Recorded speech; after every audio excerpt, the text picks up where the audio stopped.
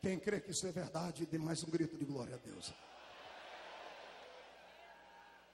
Para entendermos qual é a autoridade que o Senhor tem nos dado sobre os demônios, que cegam o entendimento dos homens. Antes de atingirmos os homens cegos, temos que atingir estes espíritos.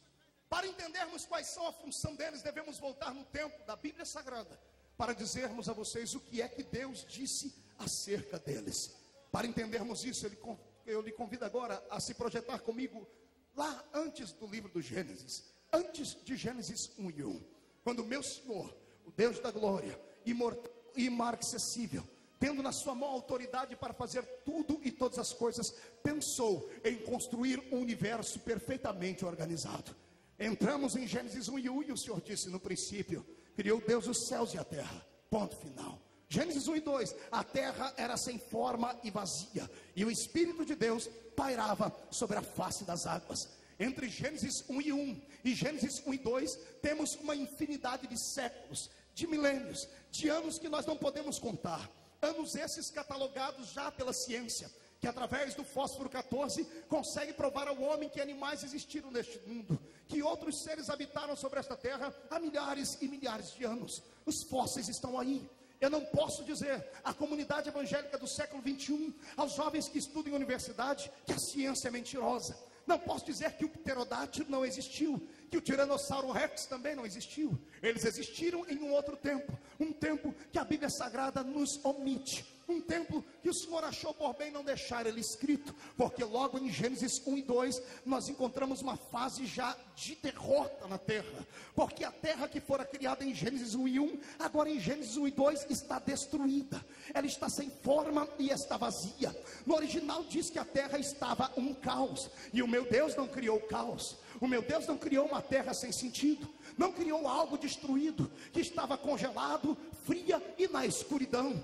Deus fez com propósito a terra. Isaías 45:18 diz: o Senhor não fez a terra para ser vazia, o Senhor a fez para a obra do seu coração. Eu começo a entender aqui, senhoras e senhores, que entre Gênesis 1:1 e Gênesis 1:2 há uma infinidade no tempo, que nós só podemos entender se crermos, se transportarmos a nossa alma para os belos dias da criação do meu Deus. E eu lhe convido a fazer isto agora. No princípio criou Deus os céus e a terra, céus no plural. Paulo diz que conhecia um homem que fora até o terceiro céu. Eu assim transfiro esta palavra de Paulo para a mensagem que estou pregando. 3 céus existem pelo que nós entendemos: o céu atmosférico, onde nós podemos ver o oxigênio, ou podemos sentir o oxigênio. Segundo céu, o céu cósmico, onde estão as estrelas, as galáxias, as nebulosas. Terceiro céu, céu imarcessível da graça e da glória de Deus, céu para um dia onde nós todos haveremos de ir e haveremos de entrar pelos portões que foram abertos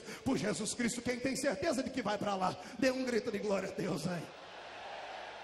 Pois bem, a minha Bíblia diz céus no plural, mas diz terra no singular. O Senhor fez uma terra, e esta terra com certeza era perfeita, era bela, porque tudo que Deus faz é perfeito e é belo. Mas alguma coisa aconteceu na esfera da criação, que fez com que esta terra ficasse sem beleza, ficasse sem construção, ficasse destruída, ficasse vazia, ficasse sem inspiração. E é aqui que entra o raciocínio deste jovem pregador. E peço aos meus professores e mestres aqui que me ajudem em oração agora, porque vamos trilhar um caminho que nós não aprendemos em teologia, entendemos pelo Espírito e por revelação. Quando Deus criou os céus, Ele criou primeiramente o seu exército celeste, um exército imortal, um exército metafísico, um exército que, se Deus abrisse os nossos olhos hoje, veríamos eles todos aqui. A minha Bíblia diz que quando um crente se levanta para andar, o anjo do Senhor vai junto com ele, acampa ao seu redor. Se cada crente aqui tem um anjo que acampa ao seu redor, deve ter sobre os céus de Camboriú hoje pelo menos 150 mil anjos só esperando você caminhar, para poder caminhar do seu lado. Eu creio nisso. Amados, agora caminhem dentro deste pensamento e construa ele comigo. O céu está perfeito e o Senhor resolve fazer agora uma criatura diferente, uma criatura bela, mais bela do que todos os demais anjos. Ezequiel capítulo 28, leia na sua casa e você vai ver o que é que Deus, um ser que tem dificuldades em tecer comentários e elogios, tecendo não um, não dois, mas vários comentários acerca daquilo que ele chamou de estrela da alva. O Senhor criou Lúcifer, a estrela da alva, aquele que brilhava e resplandecia com a sua graça e com a sua glória. E pelo que eu entendo no livro de Ezequiel 28 e no verso 14, passe por lá depois e veja, eu entendi que no dia em que Deus criou Lúcifer, ele criou a música. No dia em que Deus criou Lúcifer, ele criou os primeiros instrumentos musicais, porque está escrito que em ti foram feitos os pífaros, em ti foram feitas as obras dos tambores, no dia em que foste criado. Eu tentei imaginar Lúcifer. A Bíblia diz que as suas roupas, Reuel, eram coladas, de Djalma Furquim, de pedras preciosas. Entenda de forma espiritual isso, ou de forma material, deixa a sua mente devagar agora. Eu quero que você imagine um ser. A Bíblia diz que os instrumentos, a música, fora criado dentro dele. Eu penso que cada vez que ele se locomovia, sons saíam de dentro dele. Cada vez que ele caminhava, barulho de tambores e pífaros cantando saíam diante dele. E Deus é um ser que é apaixonado por música, e cá para nós, isso nós herdamos dele. Você consegue imaginar a sua vida sem música? Consegue imaginar a sua existência sem música? Consegue imaginar um culto só com pregação? Consegue imaginar você fazendo uma viagem de carro só ouvindo um pregador ou comentando? Amado, a nossa vida precisa de música, porque o céu precisa de música. E Lúcifer era o maestro de todo este coral, e ele era tão belo, era tão forte, que recebeu de Deus um presente. Isto não diz a Bíblia, digo eu com os meus pensamentos. Quando Deus fez a terra de Gênesis 1 e 1, o Senhor a fez para ser um conservatório. Eu penso que era nesta terra que Lúcifer descia com os anjos. A terça parte deles, este era o número do coral do Senhor. A terça parte dos anjos criados estavam com ele neste conservatório, e aqui ele ensinava as músicas, ele cantava com eles. Por isso que a Bíblia diz em Ezequiel, era este o varão que pisava sobre pedras afogueadas, que caminhava sobre pedras preciosas. Sendo este lugar aqui, pastor, como é que o senhor chegou a esta conclusão? Já vou lhe dizer. Eu penso que este conservatório era na terra, porque a terra havia sido criada com este propósito. Era um reino estritamente mineral. Estando ele aqui, foi exatamente aqui que ele arquitetou o projeto para tentar se rebelar contra Deus. Porque Isaías capítulo 13 e verso 14, ou vice-versa, está escrito assim: e tu, Lúcifer, dizias no teu coração, eu subirei ao alto, eu subirei acima das estrelas, eu subirei e colocarei o meu trono acima do teu. Entenda comigo de maneira inteligente, crente, quem sobe é porque está embaixo. Lúcifer havia arquitetado esse projeto aqui com os seus demônios, e ele disse: agora eu subirei ao céu, e acima das estrelas, acima de Deus, exaltarei o meu trono.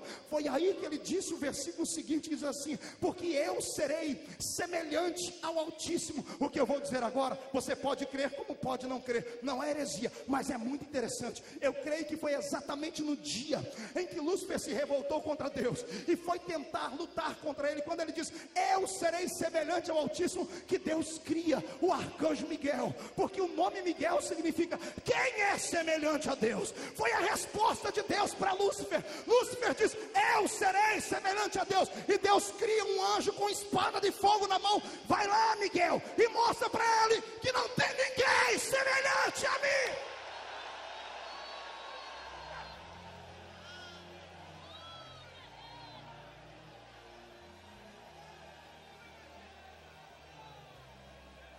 Houve batalha no céu.